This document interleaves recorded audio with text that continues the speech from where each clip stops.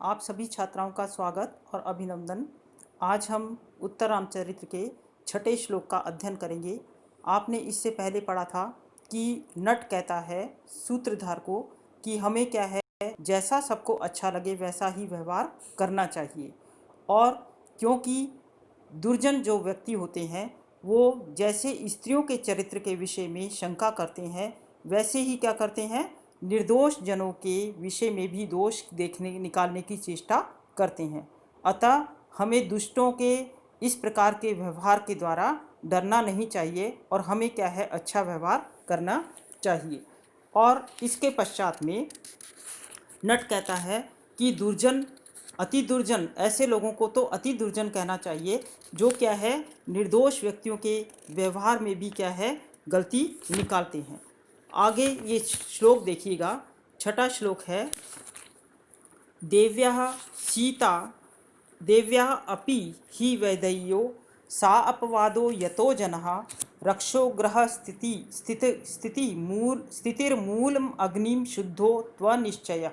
क्या कहता है, देखिए नट कहता है कि ऐसे व्यक्ति को तो क्या है, अत्यधिक दुर्जन कहना चाहिए जो क्या है, निर्दोष व्यक्तियों में भी दोष को निकालते हैं। क्यों? जैसे देखिए, यतो देव्या देव्या अपि हि वैदेह्यो यतो देव्या वैदेह्या अपि जनः सा अपवादः। जैसे क्या है, जैसे श्री सीता देवी के विषय में भी लोग क्या हैं, सा अपवाद हैं। यतो देव्या अपि ही वैदेह्या, देवी सीता के विषय में भी जना क्या है, यानी कि जो लोग हैं, सा अपवादो, वो क्या है, अपवाद से युक्त हैं। रक्षोग्रह स्थिति मूलम अग्नि शुद्धो त्व अनिश्चया। रक्षोग्रह स्थित मूलम, और इसका जो मूल है, इस अपवाद का जो मूल कारण है वो क्या है, राक्षस रावण के घर में निवास है लोगों को।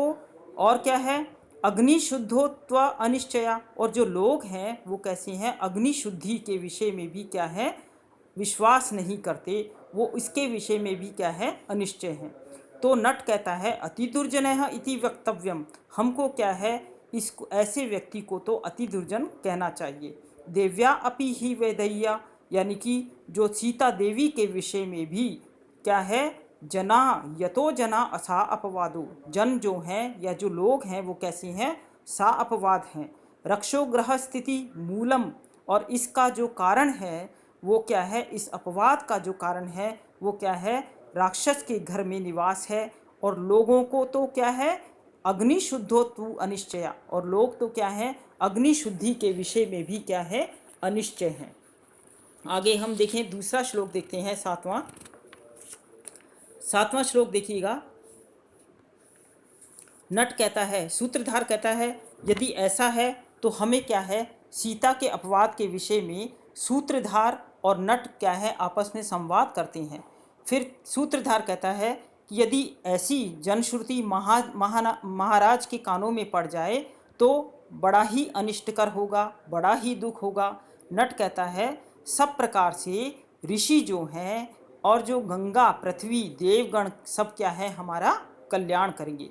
इस समय महाराज कहाँ हैं, सुन करके लोग नागरिक यह कहते हैं, क्या कहते हैं, देखिए सातवां श्लोक में क्या है कि स्नेहात भाजयितुम एत्यः दिनानि अमूनि नीत्वो उत्सवेन जनको अद्य गतो विदेहान देव्यास्ततो विमनसा सांत्वनाय धर्मा आसन द्विषति वासगृहम नवेंद्र विशति वासगृहम नरेंद्र।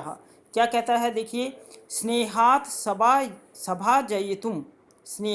सभा जयतुम एत्यः अमूनि दिनानि, यानी कि स्नेह के कारण से राज्य अभिषेक उत्सव में स्नेहपूर्वक स्वागत करने के लिए आए हुए जनक जो हैं वो क्या है, एत्यः अमूनि, यहाँ पर आकर के, अमूनि दिनानि, इतने दिनों को, उत्सवेन नित्या, उत्सव के द्वारा व्यतीत करके, जनक जो है, जनको अद्य गतो विदेहान, जनक जो हैं वो आज क्या है, विदेह नगर को लौट गए हैं। वापस से देखिएगा, राज्याभिषेक स्नेहात सभा जयितुम एत्यः दिनानि अमूनि नीत्वो उत्सवेन जनको अद्य गतो विदेहान। राज्याभिषेक उत्सव में स्वागत स्नेहपूर्वक, स्नेहात मतलब स्नेहपूर्वक स्वागत करने के लिए आए हुए जनक जो हैं, अमूनि दिनानी इतने दिनों को उत्सवेन नित्या उत्सव में बिता करके जनकः अद्य विदेहान गतः, जनक जो हैं वो कहाँ चले गए हैं, विदेह नगर को लौट गए हैं। और देव्यास ततो विमनसा, विमनसा मतलब दुखी हुई हृदय वाली, तब क्या है, विमनसा दुखी हृदय वाली देव्या देवी सीता को परिसांत्वनाए सांत्वना देने के लिए महाराज क्या है, धर्मा आसन विशति वास ग्रहम नरेंद्रा, नरेंद्रा मतलब जो भगवान रामचंद्र जी हैं वो क्या है, धर्मासनात् धर्म आसन से उठ करके वासगृहम विशति अमतापुर की ओर प्रवेश कर गए हैं। वापिस देखिएगा, देव्यास ततो विमनसः, तब क्या है, विमनसः देव्या दुखी हृदय वाली देव्या यानी कि देवी सीता को परिस्वांतनाय सांत्वना देने के लिए धर्म आसन से उठ करके वासगृहम विशति, नरेंद्र जो राम हैं वो क्या है, अपने अंतापुर में प्रवेश कर गए हैं। ये सूत्रधार कह रहा है, नट कह रहा है। और इसके बाद में आगे श्लोक देखिएगा। अब क्या है, देखिए जो नाटक में अब जो दृश्य उत्पन्न होता है वो क्या है, राम और सीता दोनों क्या है, बैठे हुए प्रवेश करते हैं। और इसमें राम और सीता दोनों बैठे हुए प्रवेश करते हैं। देवी सीता, राम देवी सीता को देख करके कहता है, विश्वास रखो, गुरुजन जो है, जनक क्या है, इनको छोड़ नहीं सकते हैं। गुरुजन जो है, जनक जो है, वो अपने विदेह नगर को वापस गए हैं, तो वो क्या है, अपने जो साथ के जो अपना गृहस्थ जीवन है उसको क्या है, छोड़ नहीं सकते। तो फिर राम देवी सीता को कहते हैं, विश्वास रखिए, गुरुवो न शकुनी विहर तुम, ये क्या है, इनको छोड़ नहीं सकते। 8वां श्लोक देखिए, किम त्व अनुष्ठानम नित्यत्वम स्वातंत्रम अपकर्षति संकटाहिर्य आहिता अग्नि नाम प्रत्यवाये गृहस्थता। क्या कहते हैं कि अनुष्ठान जो है, ये जो अनुष्ठान करते हैं इसका क्या है, इनको नित्य रूप में पालन करना पड़ता है। और ये क्या है, नित्य अनुष्ठान करना जो है इनकी स्वतंत्रता में विघ्न उत्पन्न कर देता है, क्योंकि अग्निहोत्री जो होते हैं इनकी गृहस्थता अनेक विघ्नों से संकटापन्न होती है, अर्थात विधि लोप होने के भय से अग्निहोत्र क्या है, चाहे जहाँ रुकने में स्वतंत्र नहीं होते, उनका गृहस्थ में रहना संकटमय ही है। यही कारण है कि पूज्य गुरुजनों के ना चाहने पर भी क्या है, उनको जाना पड़ा। क्या कहते हैं देखिए, किंतु अनुष्ठान नित्यत्वम, अनुष्ठान का नित्य रूप में पालन करना ही क्या है, स्वातंत्रयम अपकर्षति, इनकी स्वतंत्रता में विघ्न उत्पन्न करता है। अनुष्ठान का नित्य रूप से पालन करना ही इनका क्या है, स्वतंत्रता में विघ्न उत्पन्न करता है। संकटा ह्रिय आहिता अग्नि नाम, आहिता अग्नि नाम यानी कि जो अग्निहोत्री होती है, होत्रियों की ग्रस्तता कैसी होती है, संकटा यानी कि अनेक प्रकार के संकटों से युक्त होती है, अर्थात या प्रत्यवाहे ग्रस्तता, इनकी जो ग्रस्तता है वो संकटा आहिताग्नि नाम जो अग्निहोत्री होते हैं उनकी ग्रस्तता अनेक प्रत्यवाहे संकटा, अनेक प्रकार के संकटों से युक्त होती है। आहिताग्नि नाम, इनसे आहिताग्नि से मतलब है कि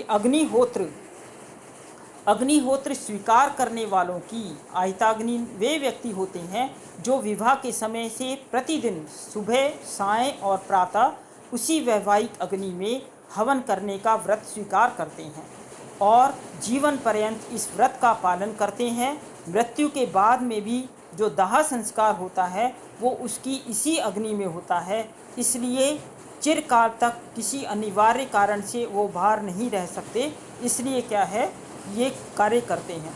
तो जनक जी भी बहुत दिनों तक अयोध्या में नहीं रह सकते, अनुष्ठान उनके लिए नित्य कर्म था।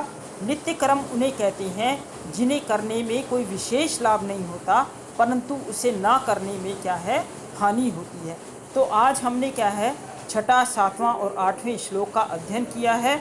इसलिए आप क्या है जो अध्ययन हम आपको श्लोकों का करवा रहे हैं, तो आप व्हाट्सएप ग्रुप में भी आप बता सकते हैं कि मुझे कौन सा श्लोक समझ नहीं आया है, तो आप पुनः उसे फिर इनको अच्छी प्रकार से देखेंगे। मैंने देखा है कि कई जो छात्राएं हैं वो उस लिंक को खोलती ही नहीं है और अध्ययन भी नहीं करती हैं। तो सब्सक्राइब करें और तभी आपको ये सारे श्लोक मिलेंगे। और आपको किसी प्रकार की भी परेशानी हो या अनुभव लगता हो तो आप मुझे व्हाट्सएप ग्रुप पर कह सकते हैं कि ये वाला श्लोक हम मुझको समझ नहीं आया, तो मैं आपको पुनः समझा दूंगी। धन्यवाद।